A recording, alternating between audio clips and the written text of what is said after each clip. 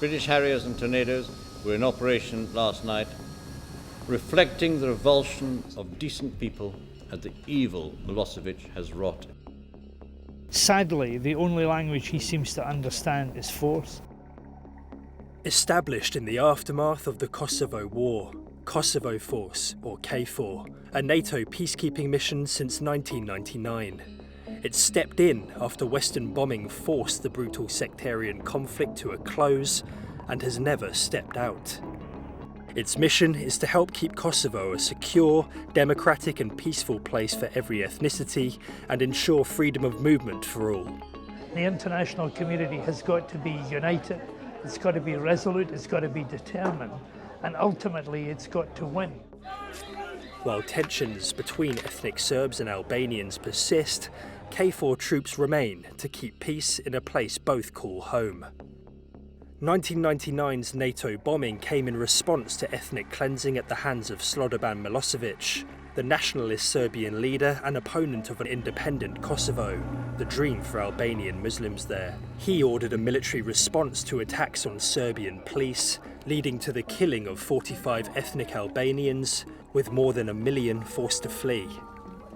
International outrage and failed peace talks saw NATO intervene. The first decision we had to take was to start an aerial campaign, a bombing campaign, without a UN Security Council resolution. So for 78 days we were involved in bombing targets in Kosovo and in Serbia in order to stop the ethnic cleansing that Slobodan Milosevic was doing at that time. So it was only after the end of the 78 days when we succeeded in driving the Serb government forces out that we were able to then deploy British Army contingents in this part of a peacekeeping operation into Kosovo as well. Hundreds of civilians were killed, but the destruction of Serbian military targets was seen by NATO as a success, even though its action had left international opinion divided. We enshrined our objectives very clearly, and that was Serbs out, NATO in, refugees home. Serbia was forced to withdraw from Kosovo.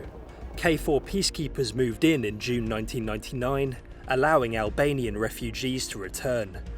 But there were reprisal attacks on ethnic Serbs, many forced to flee. Peacekeepers had to piece together an area cracked with division. NATO's isn't the only peacekeeping force to enter Kosovo. Russia did the same.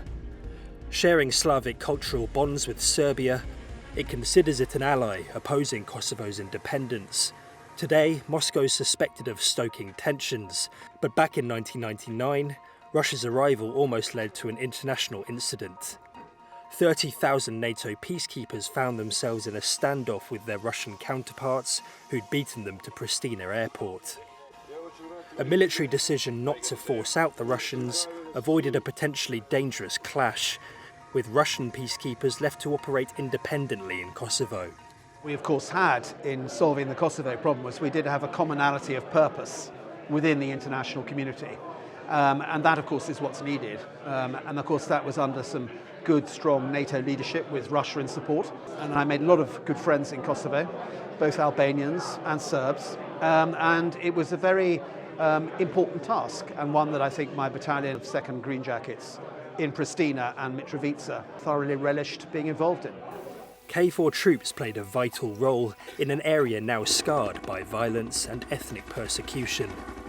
What we did at that time reflects the incredible skill of the British Armed Forces and the sensitivity with which hardened battle troops can handle situations of common humanity. What it showed, and still shows, even though there's work to be done in Kosovo, that actually the international community can come together to help on these occasions. And of course in the world we're now living in, which is riven by all sorts of problems, not least inter-ethnic problems, that is perhaps a positive message for Policymakers' Day to get their minds around. In the years since, the road to peace has been anything but smooth. In 2004, more than 100 KFOR personnel were injured dealing with unrest after deaths on both sides were perceived as ethnically motivated. In later years, Albanian protests flared after failed UN proposals regarding Kosovo's autonomy. Then a Kosovan declaration of independence in 2008 brought clashes with Serb protests at border crossings and a UN courthouse.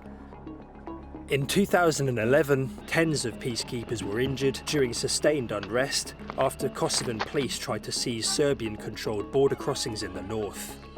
In total, over 200 KFOR personnel have died on the mission, including 42 Slovakian soldiers in a plane crash. 2023 saw dozens injured in clashes with Serbian protesters after a political power shift in the north, and then hundreds reinforced the KFOR mission after Serbian attacks on police and a build-up of forces on the border. An extra 200 took the British contingent to over 600 of around 4,000 peacekeepers in total, and the UK is to continue its contribution until at least 2026. Almost 3 decades of peacekeeping made possible by international cooperation.